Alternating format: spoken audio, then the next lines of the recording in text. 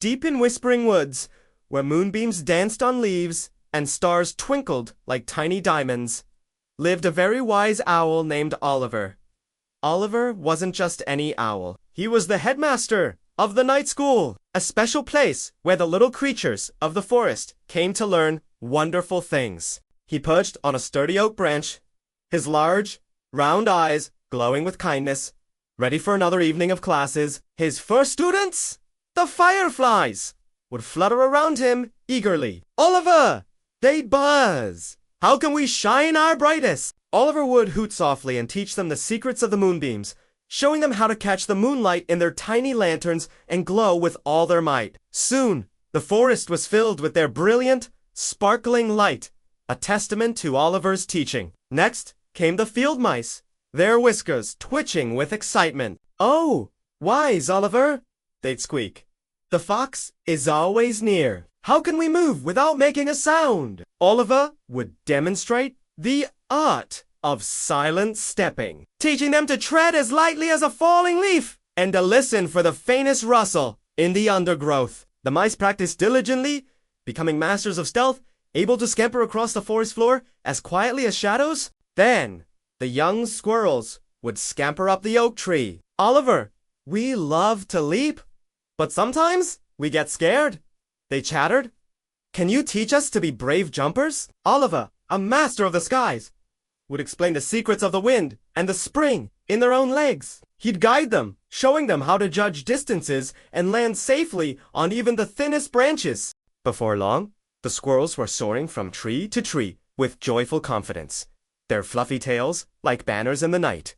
Oliver's heart swelled with pride. He loved seeing his students grow and thrive. But one evening, after a particularly wonderful lesson, a little firefly named Flicker hovered close to his face. "Oliver?" she asked, her light pulsing gently. "You teach us so much, but what can we teach you?" A tiny mouse named Squeaky and a young squirrel named Acorn nodded in agreement. Oliver blinked his big, round eyes. He blinked once, then twice. No one had ever asked to teach him anything before. He had always been the teacher, the one with all the answers. He hooted thoughtfully, a curious feeling bubbling inside him. "What an interesting question. I'm not sure. What do you think you could teach me?" The forest creatures were thrilled. This was their chance. The fireflies, led by Flicker, gathered in a clearing. They began to dance, creating swirling patterns of light in the darkness. It wasn't just about glowing brightly. It was a dance of joy, a silent symphony of light that told stories of summer nights and blooming flowers. Oliver watched, mesmerized. He had taught them to shine, but they were teaching him the art of expression, the beauty of a shared dance. He tried to bob his head in time with their glowing pulses, feeling a new kind of rhythm. Then, little Squeaky and the other mice gathered at the base of the oak tree. They cleared their tiny throats and began to sing.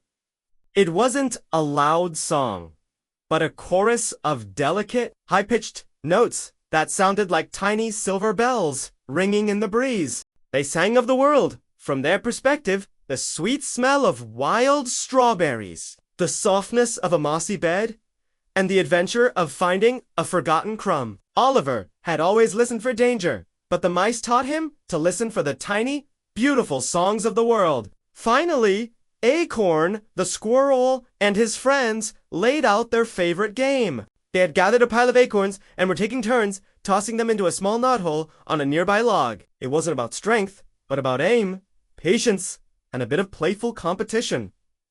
They invited Oliver to play, an owl tossing acorns. It was a silly sight, but as he tried to flick one with his wing, he laughed. A deep, rumbling hoot of pure fun echoed through the woods. The squirrels had taught him something he'd nearly forgotten: the simple joy of playing a game. As the sun began to peek over the horizon, painting the sky in shades of pink and orange, Oliver gathered his students one last time. "Thank you," he said, his voice full of a new kind of warmth. "You taught me to shine with joy, to listen for the small songs, and to remember how to play. You've taught me that a good teacher is also a good student.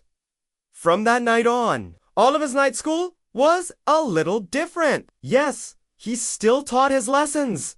But now, there was also a time for his students to teach him. The forest became a place not just of learning, but of sharing, where everyone, big and small, had something wonderful to offer. And Oliver, the wise old owl, realized he was wiser than ever because he knew that there was always something new to learn, especially from a friend.